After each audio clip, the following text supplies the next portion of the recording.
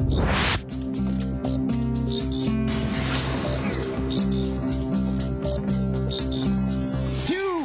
of 3, 2/3 of the members of Sum 41, guys, welcome. Hi. Good to see you guys again. You know what I love about you, Steve, is you're so enthusiastic to be here all the time. I'm my what, sorry? You're just so enthusiastic to be here all the time. You're just like, hey. I am. I'm a very enthusiastic person. How you doing, kids? Everything good? Yeah. I have to admit I'm a little hungover, so my enthusiasm's down. Tell us about it. What happened last night? I don't want to talk about it. I know there's a story. There has to be a story. There's not much of it. We were hanging out with Ian, and he's trouble. Always. He's trouble. Ian from Billy Talent. Yeah. He's trouble. It's the hair. He's the the hair devil. gets into so much trouble. And so, yeah, we were doing that, and now I don't feel very well.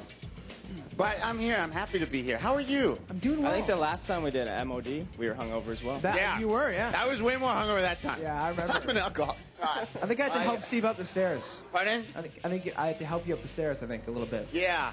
Probably. Yeah. Thanks. Well, you're welcome. Anything to be in your arms.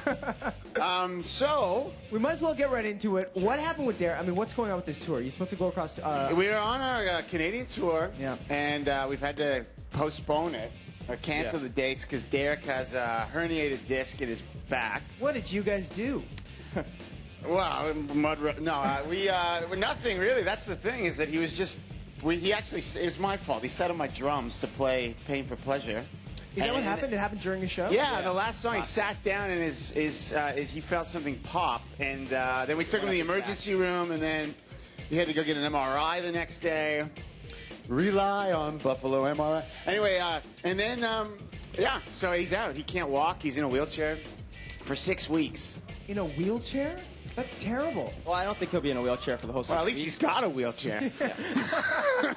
You know, it's got rims on it, and it's pretty pimpin' wheelchair. So, I mean, the question is, what are you guys doing with your time these days? I don't know.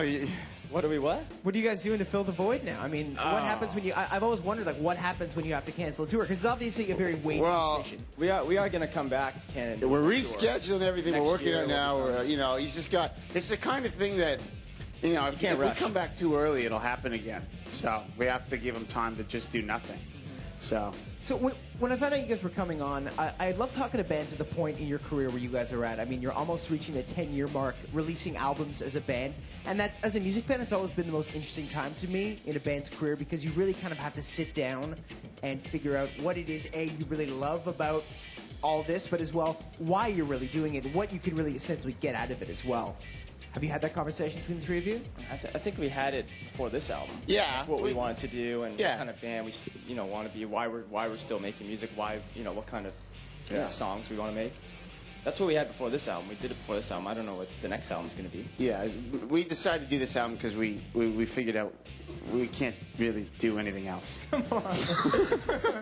The grocery store won't take me back. Come on. Oh, well, yeah, we had the chat.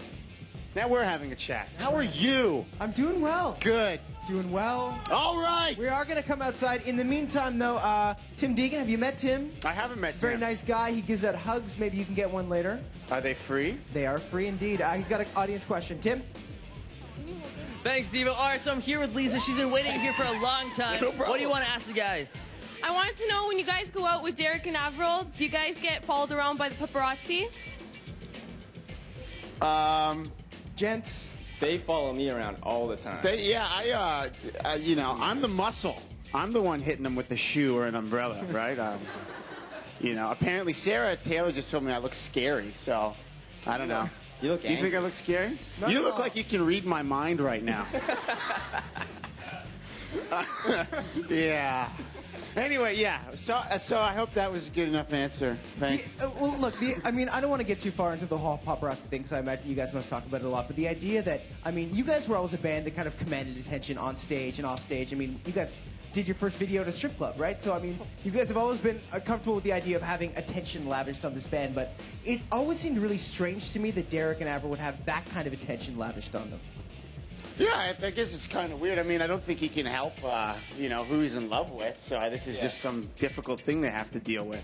But I don't know. They don't follow me around. She's a huge pop star, so she's gonna get it. Yeah, and he gets like stuff that bounces off her. You know, like he gets like the crumbs off the table. Yeah. Speaking of attention, we got tons of kids outside who want to say hello. They've been waiting out in the cold. Okay. Want to go say hey? I'll say hey. All right, let's go say hey. Okay, we're going to go say hey. Coming outside. Come on, guys. How you guys doing? So these guys have been waiting for a little bit. Hello. How you guys doing? Hi. Hey, guys. All right.